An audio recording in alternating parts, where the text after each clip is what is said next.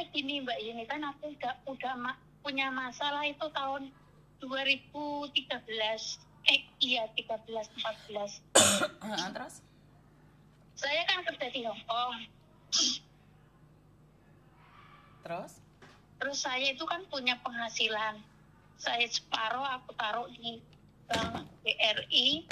Waktu mau, kan saya kan nggak punya suami. Terus saya itu kan sama saudaraku itu dibilangin kok nggak punya, saya punya saudara tapi saudara itu satu beda, gimana ya, bapaknya dia itu masih saudara sama nenek saya gitu. Terus? Lah saya kan tadinya nggak terlalu percaya sama orang, soalnya kan sering temen itu kan ya minjem 500, 300 sering nggak balik gitu. Jadi kan aku orangnya hati-hati itu loh Miss Yuni. Siap. Terus? Saya kan punya uang, anak saya di pondok. Saya pengen punya rumah. Kakak saya tuh bilang kamu sama saudara nggak percaya gitu. Jadi aku percaya sama dia itu terpaksa karena terpojok sama kakak saya. Terus?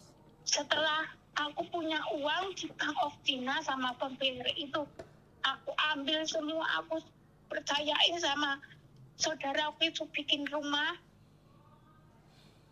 Lah, rumah itu masih berdiri, bata itu belum ada apa-apanya, Miss. Masa uangku yang 126 juta itu habis. Waktu dulu itu kan gaji kan nggak seperti sekarang. Uangku habis, anakku di pondok itu nggak dibiayain.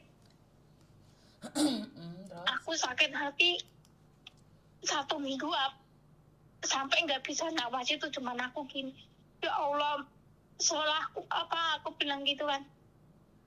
Terus aku apa, sampai orang kok setega itu, uang segitu banyaknya, kok tega-teganya anakku nggak dikasih makan, nggak dikasih SPP syariah pondok, aku bilang gitu.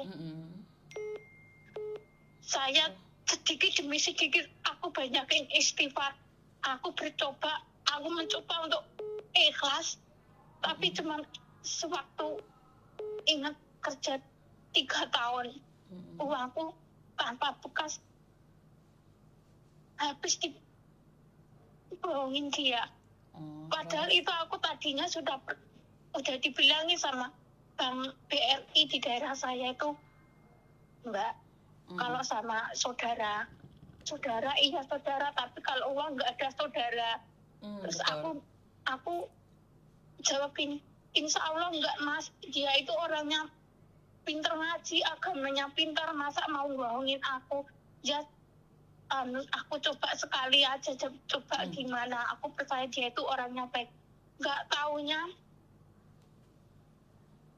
rumahku berdiri itu bahannya itu masih ngutang semua. Uangku yang 126.600.000 itu nggak dibayarin. Bangunan rumahku nggak jadi, anakku SPP 2 tahun nggak dibayarin. Ya Allah, aku bilang gitu. Aku sadar diri ya, aku memang ibadahku nggak baik. Aku sadar diri aku orang nggak sepandai dia, aku bilang gitu. Tapi kok teganya orang pintar mau bohongin saya. Padahal kan masih saudara gitu. Setelah aku telepon sama kakak saya kandung itu, malah kakak kandung saya itu dibilangin sama yang bohongin aku itu kan masih saudara. Suruh nggak percaya sama saya, aku bilangnya ngakal-ngakalin dia. Astagfirullah. Kok ada orang setega itu? Aku ya udah nggak apa-apa, aku dibilang yang aku bohong, aku yang nggak percaya sama saudara. Ternyata sekarang saudaraku tahu semua bahwa orang itu udah bohongin seluruh desa, seluruh orang, semua orang umrah dibohongin, dia baru tahu. Pertama kali yang dibohongin aku itu dia nggak percaya sama sekali sama omongan saya. Nah sekarang kejahatan dia itu nambah lagi, Miss Yuni. Aku kan punya uang, Miss Yuni, aku di Hong Kong itu nggak seperti orang-orang tuh foya-foya itu enggak. Aku selalu ingat anak dan keluargaku, bahwa aku ke Hongkong itu mau merubah nasib masa depanku, dan aku sudah berjanji sama bapakku, aku nggak akan pulang kalau sebelum bawa hasil dan bisa membahagiakan keluarga, aku bilang gitu. Jadi uangku itu sekecil apapun aku tuh makan itu ya hati-hati itu di Hongkong di sini. Aku tabung semua. Aku kan suruh beli warisan. Warisan itu sawah itu sudah aku kasih uang 40 juta, Miss. Sekarang orang yang bohongin aku itu 126 juta itu, dia itu sebagai apa ya, bilangin orang desa itu suruh tanah itu bukan milik orang tua aku, itu kan warisan dari nenek saya. Bapaknya dia itu minta bagi gitu, padahal tanah itu sudah hak miliknya bapak saya, ibu saya gitu. Terus ini dibikin jadi masalah, jadi kakak saya semua sekarang sudah tahu bahwa sebenarnya memang aku itu orangnya benar, jujur. Setelah kejadian semua banyak orang dibohongin, baru semua keluargaku itu percaya sama aku bahwa aku yang aku omongin itu benar-benar lurus gitu, Miss. Yang aku minta solusi sama Miss Yuni, aku kan sekarang sudah bayar pengacara 20 juta, Miss. Mau bikin itu apa, sertifikat tanah. Tapi ternyata alih-alih lagi pengacara itu ternyata sekongkolannya orang yang bohongin aku 100 juta itu, Miss. Terus menurut Miss Yuni gimana ya, Miss? Kan saya sudah bayar pengacara itu untuk bantu saya masalah sertifikat tanah keluarga aku itu, Miss. Soalnya kan tanah itu sudah hak milik saya, sudah aku beli 200 juta lebih, Miss. Terus pengacara itu sama sekali nggak ada respon sama kakak saya yang sudah aku percaya untuk bikin sertifikatnya itu, Miss. Oke. Sebenarnya untuk mengarusi sesuatu, posisimu ada di luar negeri, kamu malah torok total sih. Kalau kamu mau ngurusin, kalau sudah pulang Indonesia aja diurusin. Ngerti nggak? Ngerti. Jadi kalau saat ini, biarkan huru-hara itu yang ada di Indonesia. Nanti kalau kamu sudah pulang Indonesia, baru diurusin. Tapi gini loh, Miss, maaf Miss, saya potong lagi, Miss. Nggak apa-apa. Pengacaranya itu nggak mau respon dan nggak mau kerja, suruh aku nyari letter C lagi, padahal SPPT itu sudah sama bapak saya itu sudah dipindah ke tangan mbak saya. Terus mbak saya itu bilang, itu tanah kamu aja yang beli kan gitu, nggak usah orang lain gitu. Ternyata sekarang ada genderuwonya itu, Miss. Sekongkol sama pengacara itu, Miss. Aku pengacaranya aku kan bilang gini, nanti kalau sudah selesai kerja baru aku bayar lunas. Dianya enggak Miss, enggak mau, Miss, pengacaranya itu, Miss. Gimana, Miss? Ya memang pada kenyataannya seperti itu, Mbak. Jadi kamu itu rugi ping pindo. Paham nggak? Kamu itu rugi pindo. Kalau kamu udah pulang Indonesia diurusin, sekarang wes nggak usah ngurusin apa-apa. Maaf Miss, kemarin itu saya baru pulang di Indonesia loh, Miss. Ngerti, tapi kalau kamu pulang nggak mau berjalan, Miss. Maksud saya, Miss? kalau kamu pulang terus, Nduk. Kalau nggak pulang terus percuma. Kamu yang akan torok 2 kali 3 kali. Kamu itu akan torok gitu loh. Kamu itu udah hancur sama keluargamu, dihapusin wong misan. Saya lebih suka kalau kalian mau mengawasi atau seperti apa, ya lebih baik tunggu kamu pulang Indonesia. Wes. Lek saiki badhe gua duit menurutku sih, menurut saya ya. Saya nggak setuju sih. Banyak sekali kejadian-kejadian dulu oke lah kalian cari pengacara. Tapi sekarang jangan deh kayaknya. Lebih baik kalau kalian sudah mantep pulang baru cari pengacara. Ngerti? Kalau menurut saya begini Miss, aku minta bantuan Miss. Kalau di pengacara di tempat saya itu orangnya kayak gitu semua, ada yang sekongkol kayak sama orang kayak gitu Miss. Terus cari pengacara yang baik itu gimana Miss? Sekarang itu kayaknya itu udah, kalau kamu pulang aja dulu. Kamu jangan fokus sama itu dulu, Dok.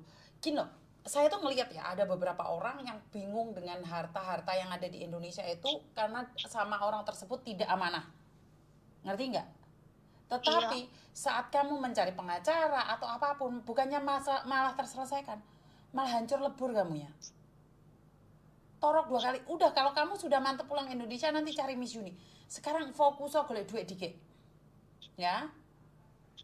Iya Miss, makasih Miss.